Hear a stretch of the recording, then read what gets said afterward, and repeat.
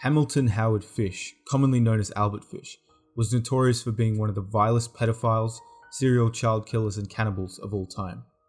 After his capture, he admitted to molesting more than 400 children and torturing and killing several of them, though it wasn't known if his statements were true. He was known as the Grey Man, the Werewolf of Wysteria, the Brooklyn Vampire, the Moon Maniac, and the Boogey Man. Fish was a small, gentle-looking man who appeared kind and trusting, yet once alone with his victims, the monster inside him was unleashed, a monster so perverse and cruel that his crime seemed unbelievable. He eventually was executed, and according to some rumors, turned his execution into a fantasy of pleasure. This is part of an ongoing series where we document the life and crimes of some of the most terrifying serial killers of all time. Make sure to like and subscribe so you don't miss an episode. Who do you think the next video should be on? The Toolbox Killer or Richard Ramirez?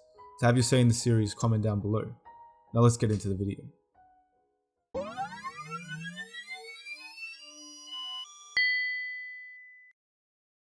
Albert Fish, the man under the bed.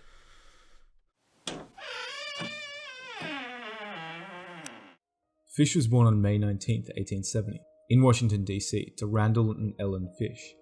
His family had a long history of mental illness. His uncle was diagnosed with mania, his brother sent to a state mental institution, his mother had visual hallucinations, and his sister was diagnosed with a mental affliction.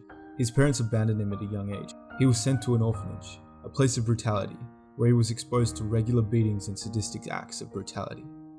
It was said that he began to look forward to the abuse because it brought him pleasure.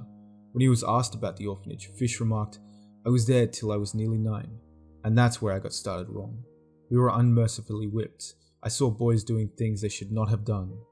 By 1880, Ellen Fish, now a widow, had a government job and soon removed Fish from the orphanage. He had very little formal education and grew up learning to work more with his hands than his brain. It wasn't long after Fish returned to live with his mother he began a relationship with another boy who introduced him to drinking urine and eating feces. According to Fish, in 1890 he relocated to New York and began his crimes against children. He made money working as a prostitute and started to molest boys. He lured children from his homes and tortured them in various ways. His favorite was using a paddle laced with sharp nails, and then he raped them.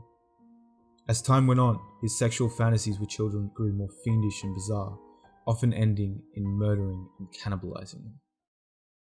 Misery leads to crime. I saw so many boys whipped, it ruined my mind. In 1898, he married and fathered 6 children.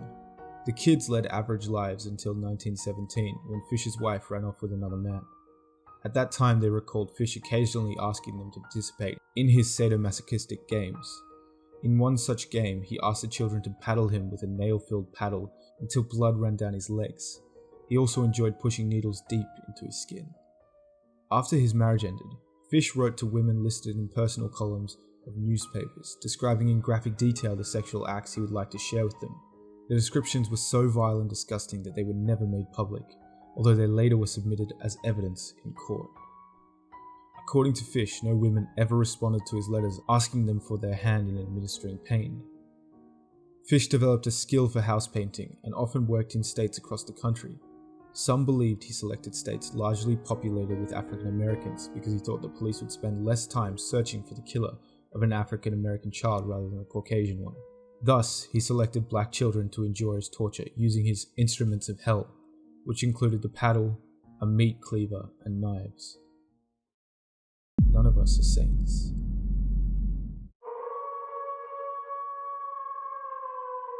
In 1928, Fish answered an ad from an 18-year-old Edward Budd, who was looking for part-time work to help with his family's finances. Fish, who introduced himself as Mr. Frank Howard, met with Edward and his family to discuss Edward's future. Fish told the family that he was a Long Island farmer looking to pay a young, strong worker $15 a week. The job seemed ideal, and the Budd family, excited by Edward's luck in finding the job, instantly trusted the gentle, polite Mr. Howard. Fish told the Budd family that he would return the following week to take Edward and a friend of Edward's to his farm to begin working. Fish failed to appear on the day promised but sent a telegram apologizing and setting a new date to meet with the boys. When Fish arrived on June 4th, as promised, he came bearing gifts for all the Budd children and visited with the family over lunch. To the Budds, Mr. Howard seemed like a typical loving grandfather. After lunch, Fish explained that he had to attend a children's birthday party at his sister's home and would return later to pick up Eddie and his friend. He then suggested that the Budds allowed him to take their oldest daughter, 10-year-old Grace, to the party. The unsuspecting parents agreed and dressed her in her Sunday's best.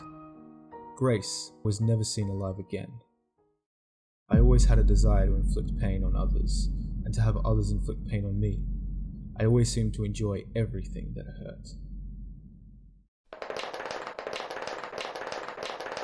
The investigation into Grace's disappearance went on for 6 years before detectives received a substantial break in the case.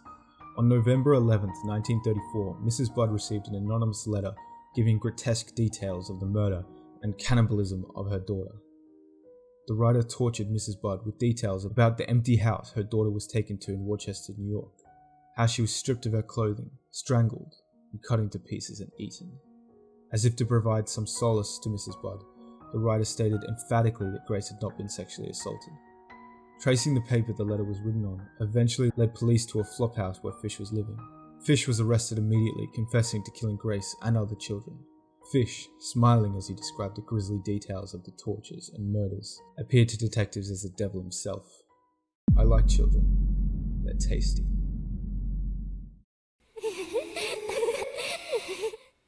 On March 11, 1935, Fish's trial began, and he pleaded innocent by reason of insanity. He said voices in his head told him to kill children and commit other horrendous crimes. Despite the numerous psychiatrists who described Fish as insane, the jury found him sane and guilty after a 10-day trial. He was sentenced to die by electrocution. On January 16, 1936, Fish was electrocuted at Sing Sing Prison in Ossing, New York. Reportedly, a process Fish looked upon as the ultimate sexual thrill. What a thrill that will be if I have to die in the electric chair. It will be the supreme thrill, the only one I haven't tried. Thanks for making it to the end of the video. Make sure to like and subscribe so you don't miss the next episode in this series, and comment down below who you think should be on the list next week. See you then, here at Fact Generation.